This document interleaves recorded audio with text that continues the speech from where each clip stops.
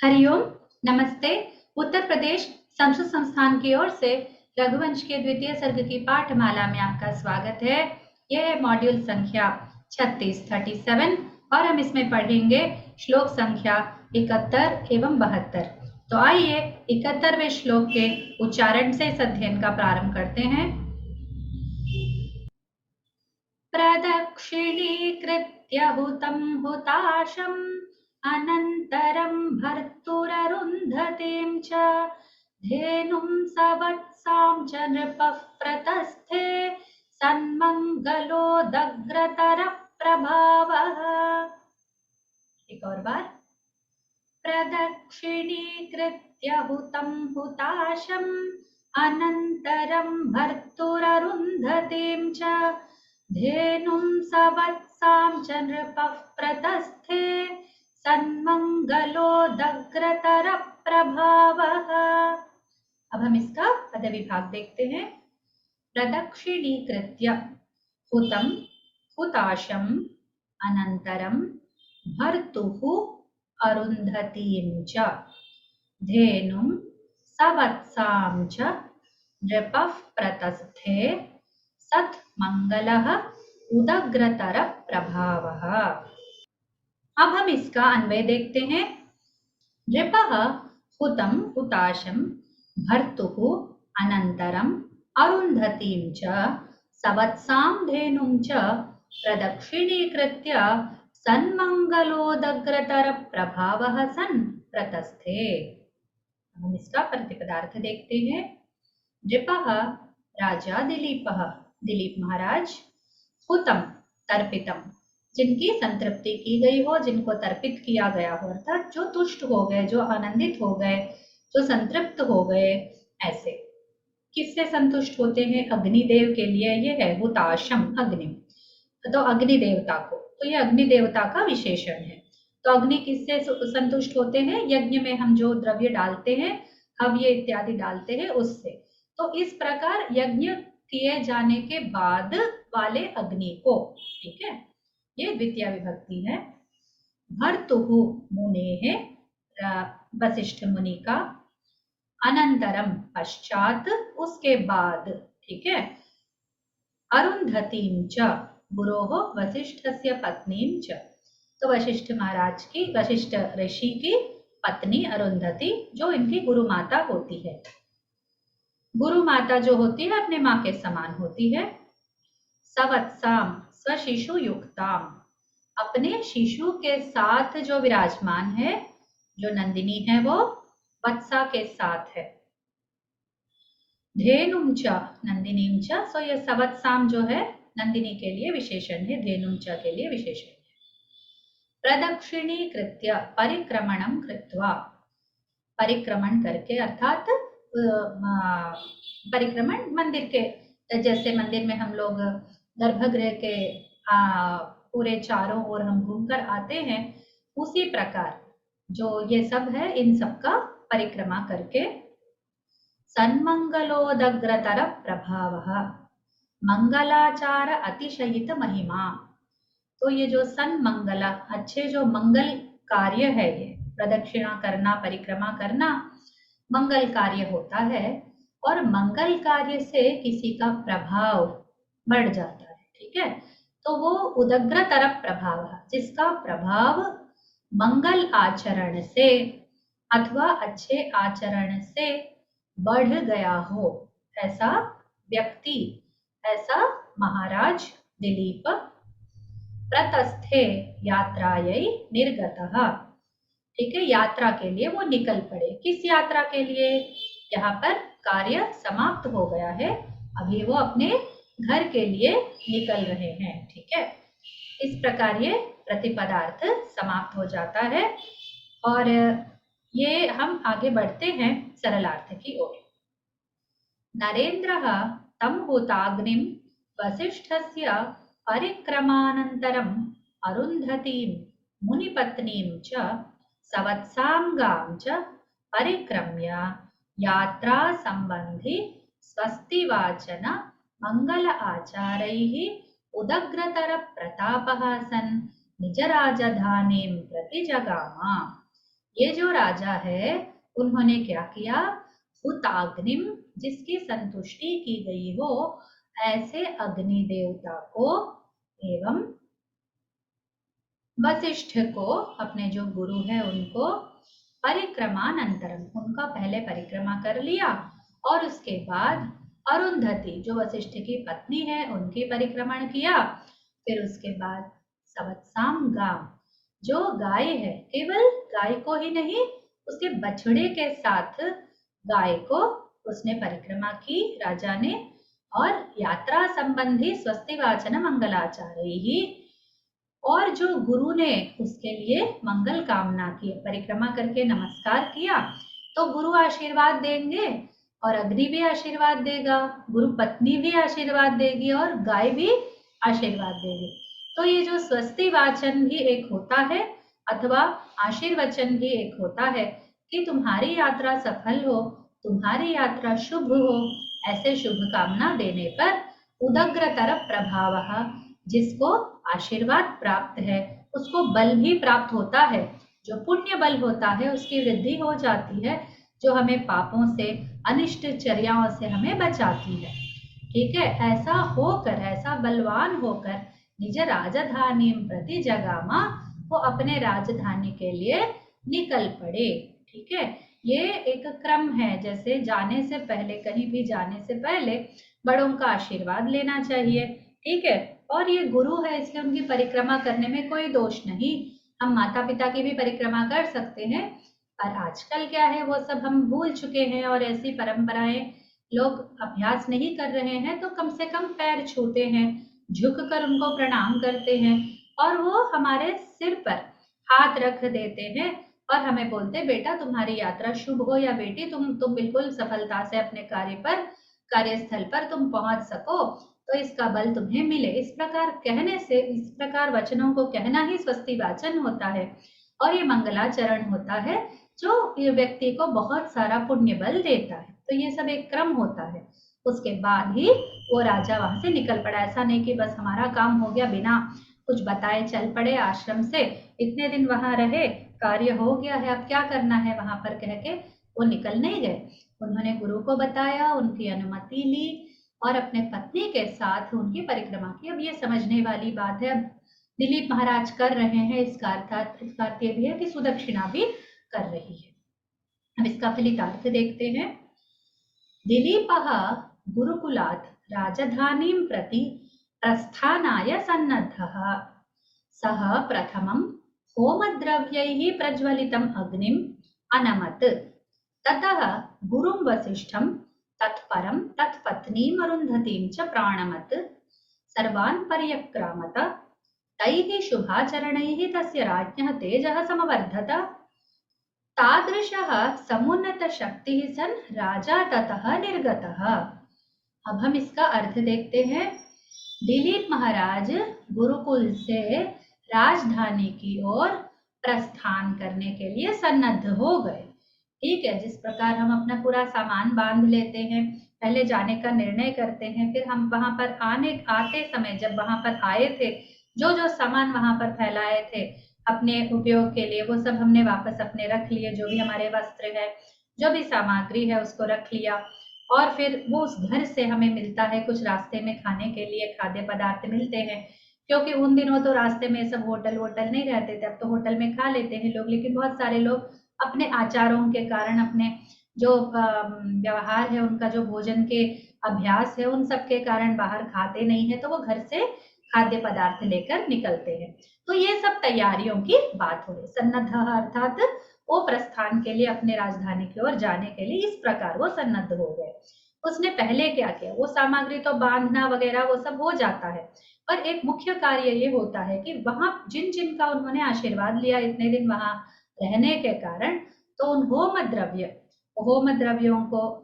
द्रव्यों के द्वारा जो प्रज्वलित किया गया, जो अग्नि जल रहा है, अग्नि जलते हैं, कैसे जलते हैं, लकड़ी में अग्नि को पैदा किया जाता है और फिर उसको रखा जाता है, जब तक वो लकड़ी ईंधन बनी रहती है तब तक वो अग्नि प्रज्वलित रहता है। तो इससे अग्नि तुष्ट हो जाता है और देवताओं तक हमारा संदेश पहुंचता है कि हमें उनकी सहायता और उनका आशीर्वाद चाहिए। फिर देवता लोग अग्नि के द्वारा हमें आशीर्वाद प्रेषित करते हैं। तो अग्नि को समझ लीजिए जैसे पोस्टमैन होता है, किसी ने हमें पत्र लिखा तो पोस्टमैन हमें लाकर देता है।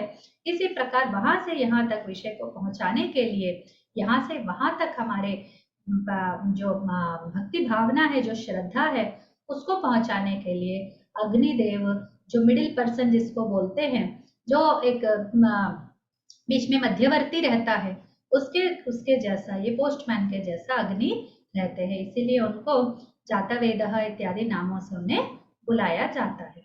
तो होम द्रव्यों के प्रज्वलित रहने पर अग्नि इतने दिन से उन्हें आशीर्वाद देते रहे, तो अग्नि को भी एक गृह के व्यक्ति के समान, जो घर के सदस्य होते हैं उन्हीं के समान हम देखते हैं। ठीक है, गुरु वशिष्ठ और उनकी पत्नी तो समझ में आता है, वो तो गुरु और गुरु की पत्नी है, इसलिए उनके आशीर्वाद लिए। और गैया ने तो उनको साक्षात वरदान दे दिया, मानव वाणी में भी गैया बोली थी, तो उनकी जो शक्ति है, कामधेनु की साक्षात पुत्री है वो, तो उनकी जो शक्ति है वो तो ज्ञात हो जाता है। तो अग्नि का तो पता नहीं रहता है, जो यज्ञ याग इत्यादि करते हैं, होम इत्यादि करते हैं, उनको पता रहता है कि अग्नि का कितना प्रभाव रहता है। तो ये सब शुभाचरणों के बाद, इन सब का आशीर्वाद लेने के बाद राजा का तेज तो बढ़ेगा ही। ठीक है, उनके आशीर्वाद से राजा बहुत ही पुण्यवान हो गए और ऐसे शक्ति को लेकर वो फिर निकलने लगे वहां से। ठीक है, अब हम इसके व्याकरणांशों पर दृष्टि डालते हैं। भर्तुर अरुंधति, भर्तुहु अरुंधति संधि, पहले संधियों को देख रहे हैं। तो भर्तुहु प्लस अरुंधति, वहां र रेफा आ गया है, रेफा संधि है। सन्मंगलोदग्र प्रभाव, दग्रतर प्रभाव, तो उदग्रतर प्रभाव में कोई संधि नहीं है, केवल सत और मंगला मिलकर सन्मंगला हो गया। मंगला उदग्रा, वहां पर आ और ऊ मिला के ओ हो गया, गुण संधि। अब हम समासों को देखते हैं। सवत्साम, वत्सेन सहिता सवत्सा ताम, जो वत्सा के साथ है, जो स है वो साथ में ऐसा देता है। ठीक है, सवत्सा, क्योंकि गाय स्त्रीलिंग है इसीलिए सवत्साम, ये उसका द्वितीय विभक्ति है। हुताशम, हुतम अश्नाति इति हुताशः, जो हुतम है, जो यज्ञ में हम द्रव्य आदि डाल रहे हैं वो हुतम होता है, और उसे खाने वाला, उसे लेने वाला, जो उसको स्वीकार करता है वो हुताशः है।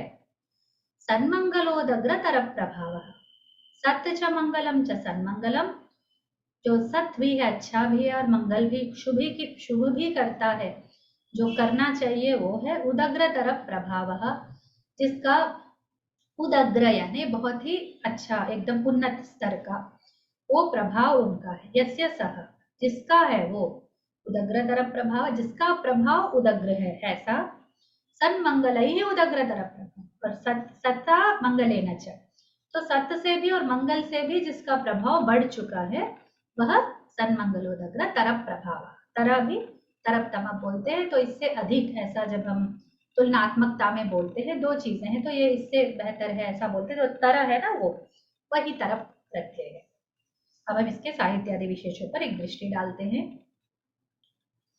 प्रगतो दक्षिणम प्रदक्षिणम तिष्ठद्गु प्रभृतीनि च इत्यव्ययी भावः ततश्चि, तो इसमें अव्ययी भाव समास आता है, च्वी प्रत्यय आता है।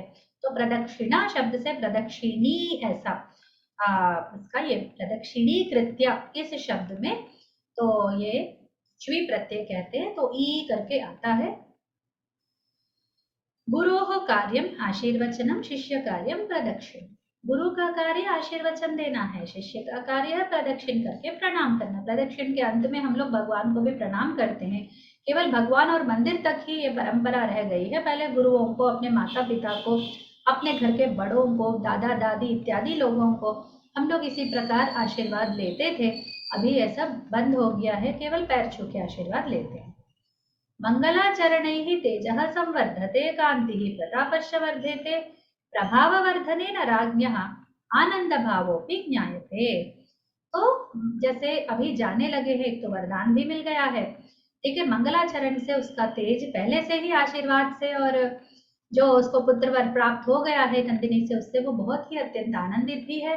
मंगलाचरण करके उसके और भी कांति बढ़ गई है, और भी उसका प्रताप संवर्धित हो गया है, तो इससे राजा और भी आनंदित है।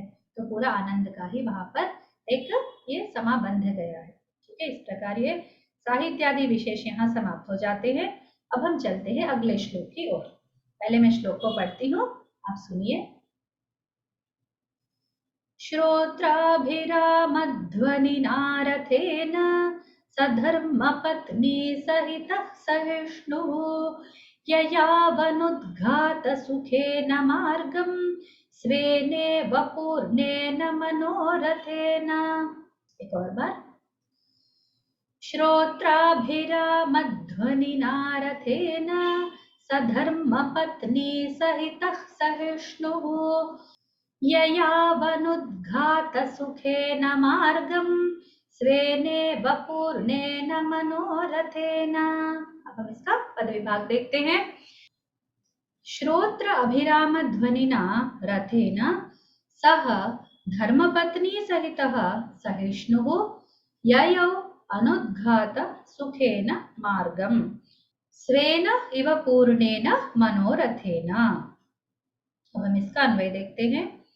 धर्मपत्नी सहितः सहिष्णुः सह राजा भूमिपः श्रोत्राभिराम ध्वनिना अनुद्घात सुखेन रथेन स्वेन पूर्णेन मनोरथेन इव मार्गम ययौ। ठीक है, अन्वय के बाद हम इसका प्रतिपदार्थ पर प्रकाश डालते हैं। धर्मपत्नी सहितः भार्यायुक्तः अपनी पत्नी के साथ सहिष्णुः व्रतादि दुख सहनशीलः, जो व्रत इत्यादि दीक्षा इत्यादि जब लेते हैं तो उसमें बहुत ही दुख होता है, अर्थात दुख अर्थात पीड़ा नहीं, मन की पीड़ा नहीं, पर जैसे ठंडे पानी से नहाना ले लीजिए, भूमि पर शयन करना और सेवा में जो भी हो जाता है, मन और शरीर संयमित करके कार्य करना, ये सब जो एकदम नियम रहते हैं, नियम पालन में जो कष्ट होता है शरीर और मन को, उसको सहने वाला। ठीक है, ये जो राजा है उसने पहले व्रत लिया कि वो गो सेवा करेगा और उसमें पूरा डटा रहा अंत तक, प्राणों की भी उसने बाजी लगा दी थी, तो सहिष्णु हो, इस प्रकार वो एकदम सहनशील है। तो इसका इस शब्द का अर्थ तो केवल सहनशीलता ही है, पर यहाँ राजा के पक्ष में, यहाँ पर इस संदर्भ में, इस प्रसंग में उसका अर्थ ये आता है व्रत आदि दुख। तो व्रत दीक्षा जब लेते हैं जो कुछ कष्ट होता है उसे सहने वाला। सह राजा, राजा के लिए विशेषण है। श्रोत्राभिराम ध्वनिना कर्णाह्लादकर स्वरेना स्वनेना। तो कर्ण यानी श्रोत्र यानी कर्ण यानी कान, अभिरामा बहुत सुंदर, आह्लादकर ध्वनि स्वर। ठीक है, तो कर्णों के लिए जो बहुत ही सुख पहुंचाने वाला हो ऐसा ध्वनि, ऐसा स्वर। ठीक है, अनुद्घात सुखेन पाषाणादि प्रतिघात रहितेन सुखेन। तो जो सुख है रथ में जाने के लिए, जो सुख है वो कैसा सुख होता है? जब हम किसी गाड़ी में जाते हैं तो सबसे पहले क्या, रोड साफ हो, वातावरण अनुकूल हो, जो गाड़ी है हम ले जा रहे हैं उसमें कोई लोप ना हो, अर्थात उसमें कोई दोष ना हो कि वो बीच में रुक रहा है, उसके पहिए ठीक नहीं है, उसका फलाना अंश सही नहीं चल रहा है, ऐसा नहीं। तो अनुद्घात सुख है ना, तो बिल्कुल जिस इस सुख यात्रा में कोई बीच में अड़चन ही ना हो, ऐसे सुख के साथ, वो सुख जो इसमें कोई बाधा नहीं पड़ रही हो, कोई बीच में असुख या दुख की बात कुछ भी ना हो, ऐसे।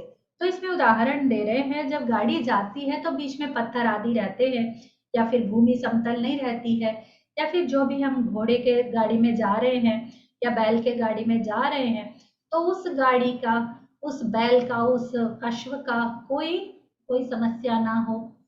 ठीक है, इत्यादि ऐसे मार्ग हो जो सबके लिए सुगम हो, रथ के लिए भी, अश्व के लिए भी यानी घोड़े के लिए भी, और उसमें बैठे मनुष्यों के लिए भी, सारथी भी अनुकूल हो। तो ये सारे जो प्रयाण और यात्रा को लेकर सारी चीजें हैं वो सब इसमें आते हैं। ठीक है, रथेना वाहनेना यानी जिस यान, जो उनका व्हीकल है उसके द्वारा, स्वेना आत्मना पूर्णेना प्राप्तेना, तो अपने लिए जो प्राप्त हुआ है, स्वेना पूर्णेना मनोरथेन, पूरा मिला के एक ही अर्थ है, अपना जो पूर्ण मनोरथ है उसके द्वारा, कामनया, जो मन की कामना उसकी पूरी हो चुकी है उसके द्वारा, और इवा जिस ऐसा। ठीक है, इस प्रकार से उसके जैसा मार्गम अध्वानम, जो मार्ग है, रास्ता है, ययौ, उस मार्ग को वो गया। संस्कृत में मार्ग को बोलते हैं, हिंदी में मार्ग में जाना बोलते हैं। तो ययौ अगच्छत, वो उसमें गया। इसके साथ ही ये वाला प्रतिपदार्थ समाप्त हो गया, यह श्लोक। अब हम देखते हैं इसके सरलार्थ को। व्रतादि कष्ट सहनशीलः सह नृपः सुदक्षिणा सहितः श्रवण सुखकर शब्देन पाषाणकण्टकादि प्रतिघात रहितेन आनंददायकेन रथेन मार्गम अलंघयत मन्ये असौ स्वमेव पूर्णम अव्याहतम मनोरथम आरुह्य ययौ। यहाँ पर एक बहुत ही सुंदर अलंकार कालिदास कवि ने प्रयोग किया है। इसका अर्थ पहले बताती हूँ, उसके बाद अलंकारों को देखेंगे। व्रतादि कष्ट सहनशीलः, व्रत दीक्षा नियम पालन इत्यादि के करने में जो कष्ट होता है उसको सही से आनंदित होकर सहन करने वाला जो नृप है, जो राजा है, सुदक्षिणा के साथ मिलकर श्रवण सुखकर शब्देन, जो कानों के लिए बहुत ही सुख दे रहा हो। कुछ शब्द होते जो कर्ण कठोर होते, हम सुन नहीं पाते। कुछ होता है जैसे संगीत है, किसी का कंठ ध्वनि है, तो वो सब हमको बहुत आनंदित करते हैं। वो सुनते ही हम बहुत ही अच्छा महसूस करते हैं, अच्छा अनुभव करते हैं। तो उस आनंद के साथ, और जो रथ है वो बर बर करके कुछ अलग शब्द नहीं करता था, अच्छा ही शब्द करता था।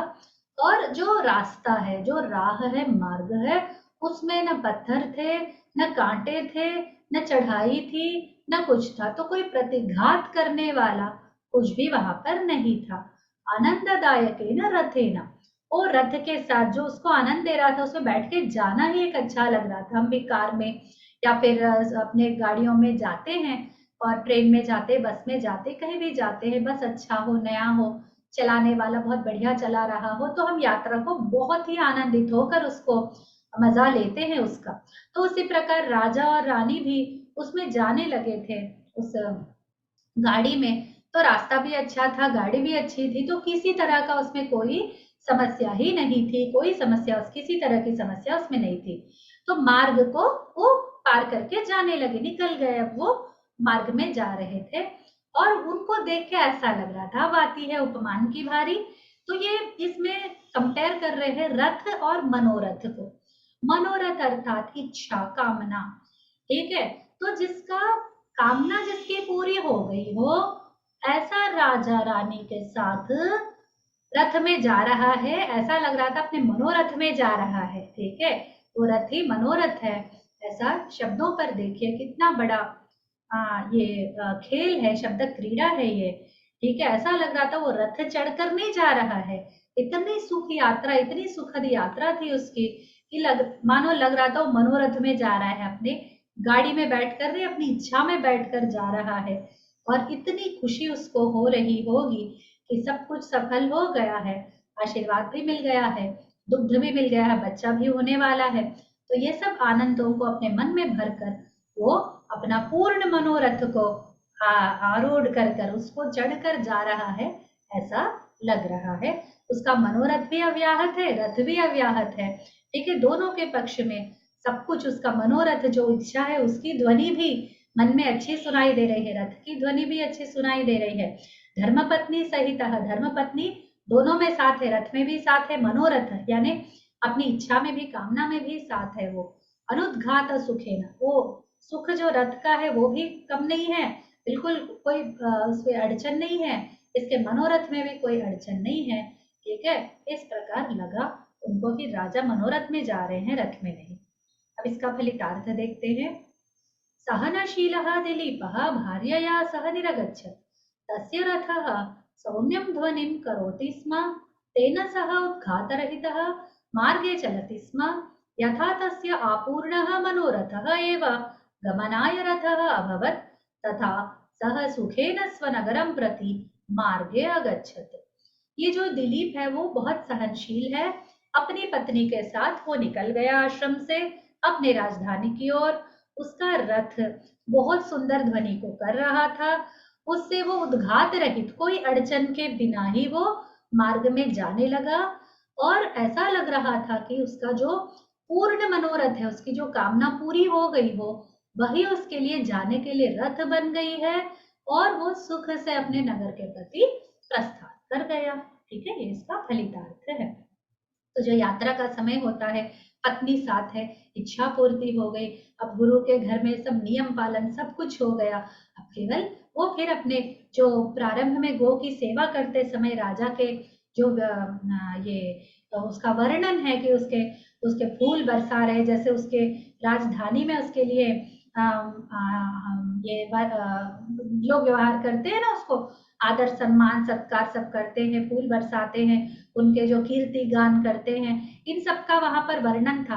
तो फिर उस दुनिया में, उसी लोक में वो वापस जा रहे हैं, अपने जो प्रपंच है, अपना जो घर है, अपना जो एक अस्तित्व है, उसमें वापस जा रहे। अभी तक वो अपना राजत्व पूरा छोड़कर आए थे, अभी पुनः अपनी राजधानी की ओर जा रहा था, पुनः राजा बनकर। अभी तक तो गुरु के शिष्य रहे, नंदिनी के सेवक रहे, ठीक है, और गुरु पत्नी के बातों को सुनते हुए उस पर अमल करते हुए इतने दिन निकल गए। अब वो पुनः अपने राजा के स्थान पर वापस जाने लगे थे, तो आनंद भी होगा और मनोरथ की पूर्णता के कारण उसमें परिपूर्णता भी रहेगी। अब इसके व्याकरणांशों पर एक दृष्टि डालते हैं। पहले संधियां, श्रोत्राभिराम ध्वनिना, श्रोत्र प्लस अभिराम ध्वनिना, अभिराम ध्वनिना में कोई संधि नहीं है, श्रोत्र और अभिराम में दीर्घ संधि है।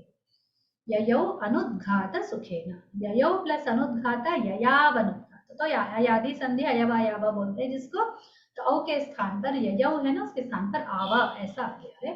अनुद्घात सुखेन, वहां कोई संधि नहीं है। अब समासों को देखते हैं। धर्म पत्नी, धर्मेण पत्नी, धर्म के द्वारा जिसका विवाह हुआ है मंत्रों के साथ, 8 टाइप का विवाह होता है, उसमें कुछ ही धार्मिक विवाह होते हैं, बाकी अधार्मिक होते हैं। तो जो धार्मिक विवाह रीति से जो पत्नी बनाई गई है वो धर्म पत्नी होती है।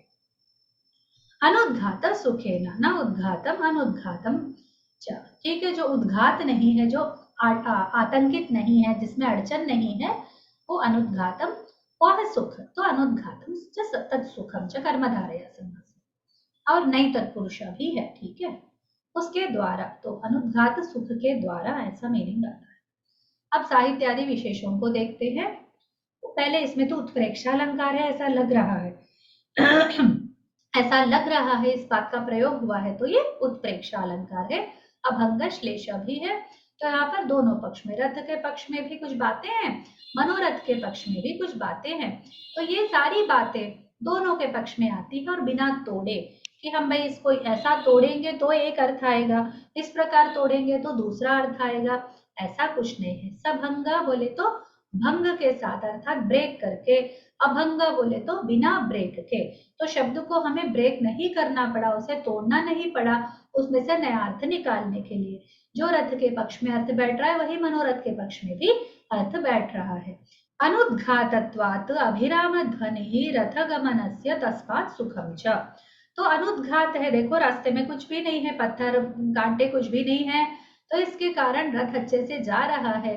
तो वो जाते हुए रथ एक सुंदर सा ध्वनि कर रहा है, उसमें एक रिदम होती है जब गाड़ी जाती है, तो प्रायः अच्छे शब्द के लिए उसमें घंटियां लगाते हैं, कुछ कुछ ऐसे जो अलंकृत होते हैं। राजा की गाड़ी है तो बहुत सुंदर तो रहेगी ही, तो उसमें वो सारी चीजें हिलती रहती है, उसमें छोटी छोटी घंटियां रहती है, वो बजती रहती है, या पायल के घुंघरू लगाते हैं तो घुंघरू बजते रहते, तो बहुत सुंदर ध्वनि हो रही थी। या फिर स्वयं रथ का भी ध्वनि, जो पहियों का ध्वनि है वही बहुत सुंदर है, क्योंकि वो जो चलता है तो चलते समय जो भी उसका ध्वनि आता है वो एक रिदमिक रहता है, तो वो सुंदर है।